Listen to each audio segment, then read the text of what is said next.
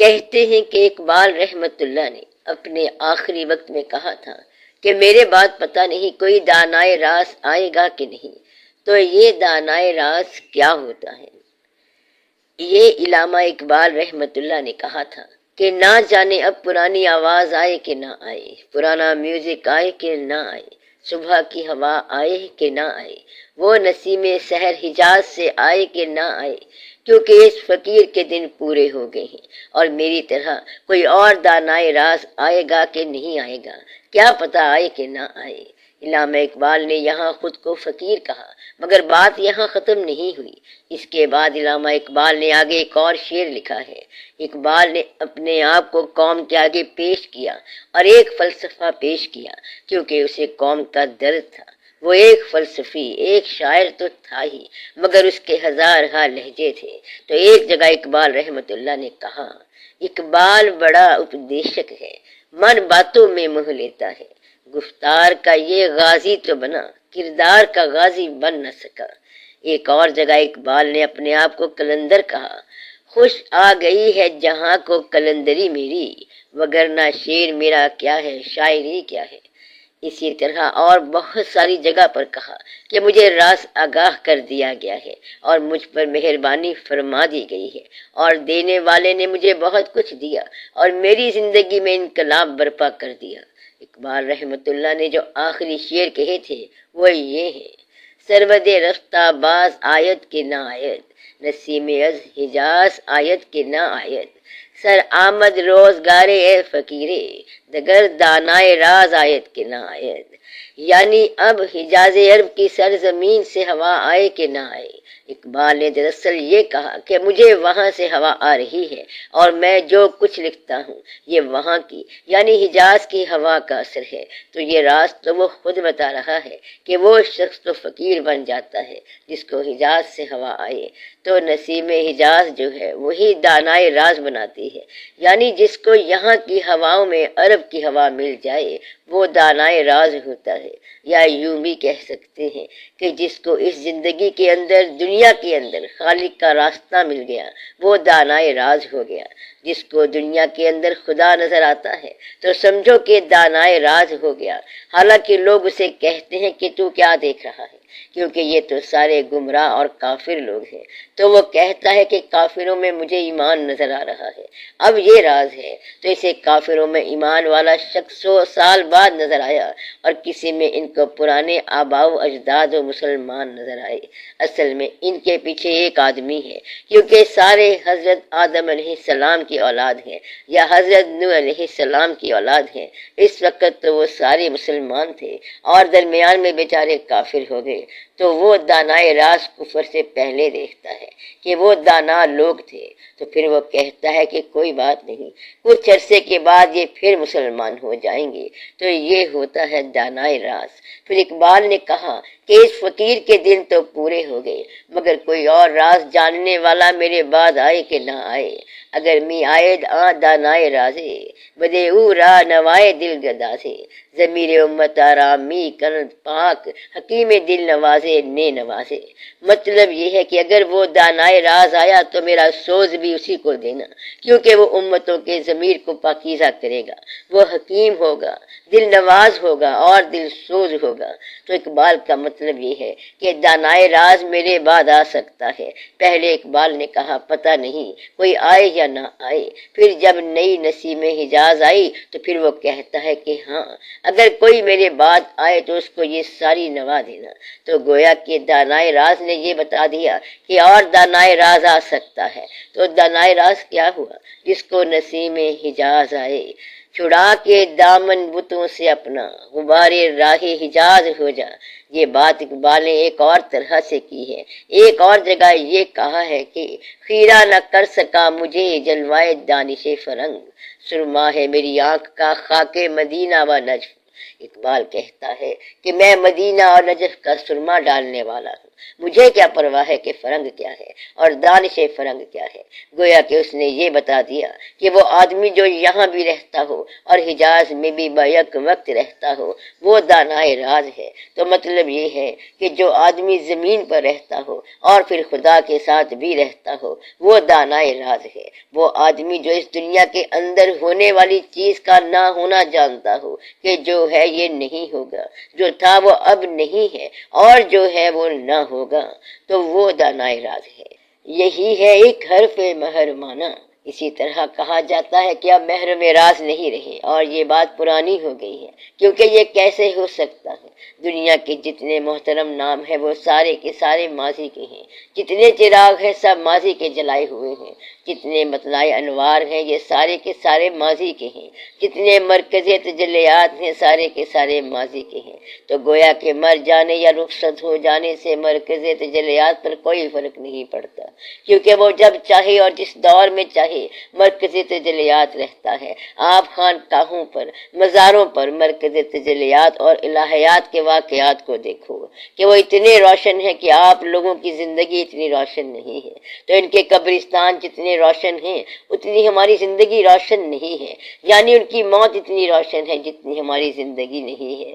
تو وہ لوگ جو ہیں وہ عظیم لوگ ہیں، اس لیے عظیم ہے کہ وہ مرکز راز کو جانتے تھے اور وہ محرم راز تھے، اور جن کو راز مل گیا وہ پھر روشن ہو گئے، کیونکہ روشنی کا راز جاننے والا روشن ہو جاتا ہے، خوشبو کا راز جاننے والا خوشبودار ہو جاتا ہے، اللہ کا راز جاننے والا اللہ والا ہو جاتا ہے، اور حضور پاک صلی اللہ علیہ وآلہ وسلم کا راز جاننے والا تو بس خاموش ہی ہو جاتا ہے، وہ تو پھر اور ہی کہانی ہے۔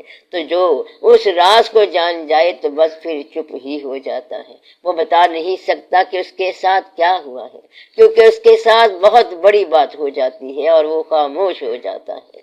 تو اقبال نے جس کو راز کہا وہ راز یہی ہے کہ میرا ہونا اس کے فضل کی دلیل ہے، اس کا ہونا میرے یقین کا انجام ہے اور میرے یقین کا مرکز ہے۔ میں اس کے ثبوت کی بات نہیں کرتا کیونکہ وہ تو میرا یقین ہے، وہ نہیں ہے تب بھی ہے، اور اگر موجود ہے تب بھی ہے، تو یہ ہمارے اعتماد کا باعث ہے۔ اس کے علاوہ راز والوں کے پاس ایک اور بات یہ ہوتی ہے کہ وہ انسانوں کے راز کو جانتے ہیں کہ یہ جو لوگ گمراہ ہو رہے ہیں شاید ان کی کوئی مجبوریاں ان کو گمراہ کر رہی ہیں، شاید ان تک بات کنوے نہیں ہو رہی، ورنہ یہ گمراہ نہ ہوتے۔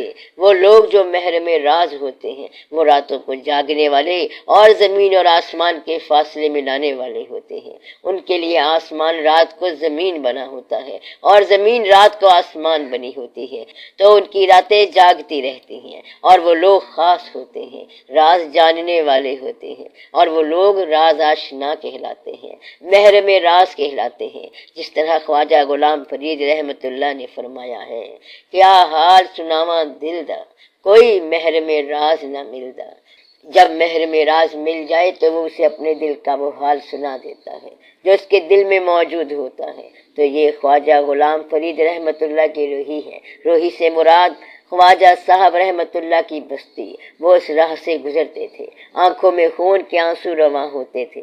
حسن کی وادی والے سارے ہی روتے رہے ہیں، عطار ہو، رومی ہو، رازی ہو، غزالی ہو، کچھ ہاتھ نہیں آتا بے آہے سحر گاہی۔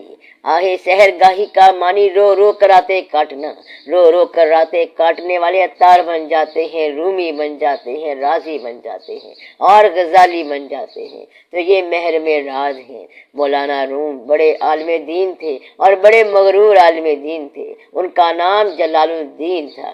جلال الدین کا بڑا دبدبا تھا۔ پھر کوئی مست پاس سے گزرا اور جلال الدین کو جلا کر رکھ دیا، تب جلال الدین سے وہ مولائے روم بن گئے اور یہ کہا کہ مولوی ہرگز نہ شد مولائے روم تا غلام شمس تبریزی نہ شد۔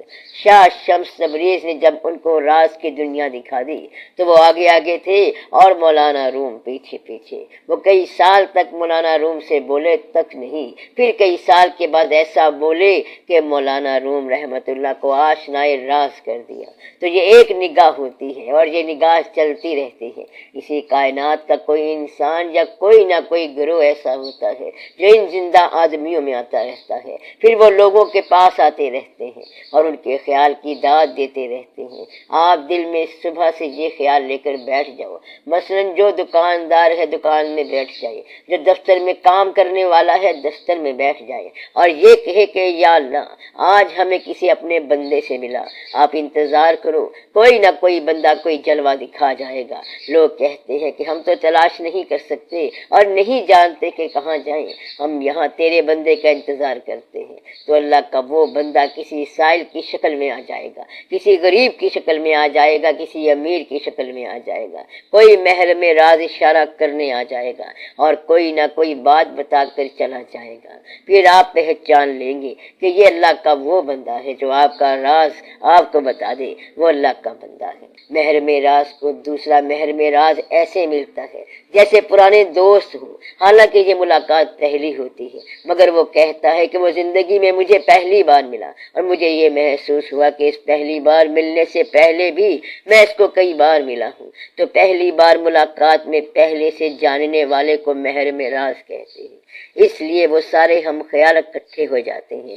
اس میں اناؤنسمنٹ کی بات کوئی نہیں ہے، یعنی اعلان نہیں کرنا چاہیے۔ آپ سارے لوگ اس وقت یہاں بیٹھے ہیں تو اس لیے کہ آپ کے اندر کوئی جذبہ ہے جو آپ کو بٹھائے ہوئے ہے، یعنی کوئی ایسی چیز ہے جو خود بخود آپ کے اندر موجود رہتی ہے اور اس چیز کو تلاش کہتے ہیں۔ یہ تلاش کیا ہے؟ یہ اپنے آپ کی تلاش ہے، کیونکہ اپنا آپ گم ہو گیا ہے۔ ہم سارے اپنی تلاش میں نکلے ہوئے ہیں کیونکہ ہم نے اپنا آپ گم کر دیا ہے۔ شاید کہیں اگلے موڑ پر اپنا آپ مل جائے۔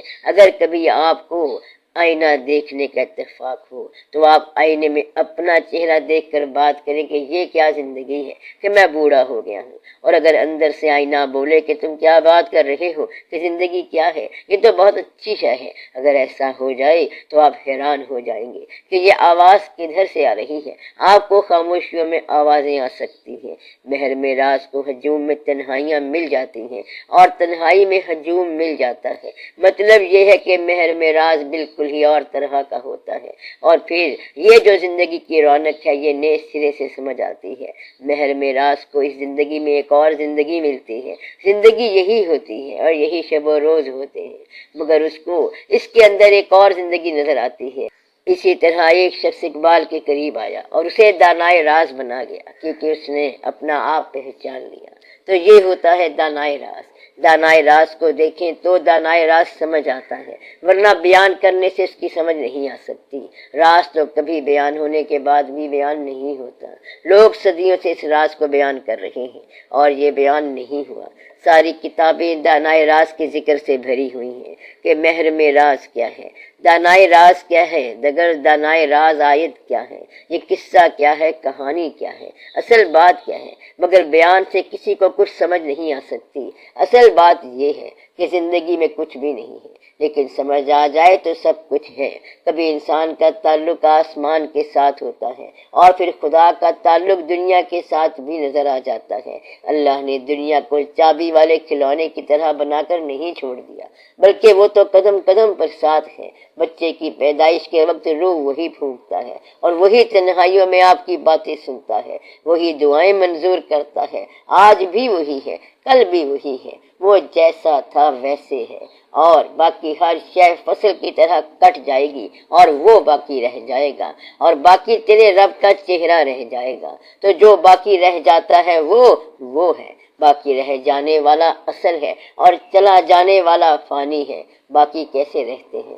آپ دیکھو کہ ہم لوگ 1400 سال بعد پیدا ہونے والے ہیں، اور آج بھی ایک نام ہم اذان میں سنتے ہیں، یعنی اللہ کے حبیب صلی اللہ علیہ وآلہ وسلم کا نام گرامی ہے۔ اللہ کا فرمان ہے کہ ہم نے آپ کے ذکر کو بلند کیا، جہاں ہم بلند ہیں وہاں آپ کا ذکر بھی بلند کر دیا اور آج تک بلند ہے۔ حضور پاک صلی اللہ علیہ وآلہ وسلم کی ذات گرامی ایسی ہے کہ اس ساری دنیا میں ماننے والے اور نہ ماننے والے سب ہی آپ کی تعریف کریں گے۔ نام محمد صلی اللہ علیہ وآلہ وسلم ایسا رکھا گیا کہ تعریف ہی تعریف ہوگی، ہر ماننے والا بھی تعریف کرے گا اور نہ ماننے والا بھی تعریف کرے گا، کیونکہ یہ تعریف کیا گیا ہے۔ اسلام کی اللہ تعریف کرے گا، اللہ کے فرشتے تعریف کریں گے، قرآن پاک تعریف کرے گا، صحابہ کرام تعریف کریں گے، ماننے والے تعریف کریں گے، کافر بھی تعریف کریں گے.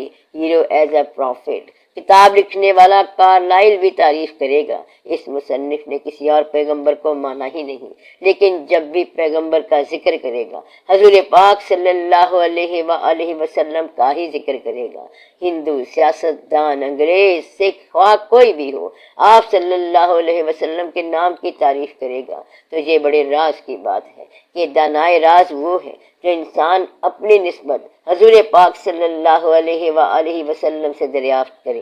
پیر کامل سے محبت اور نسبت بھی آپ کے نام اور تعلق کی وجہ سے ہوتی ہے، اور اصل میں اللہ کے محبوب کا عشق ہوتا ہے، اور ساری محبت حضور پاک صلی اللہ علیہ وآلہ وسلم کی ہے. محبت کے اظہار میں داتا صاحب رحمت اللہ کا راستہ بھی ادھر کا راستہ ہے، اور یہ راستہ مدینے کو جاتا ہے.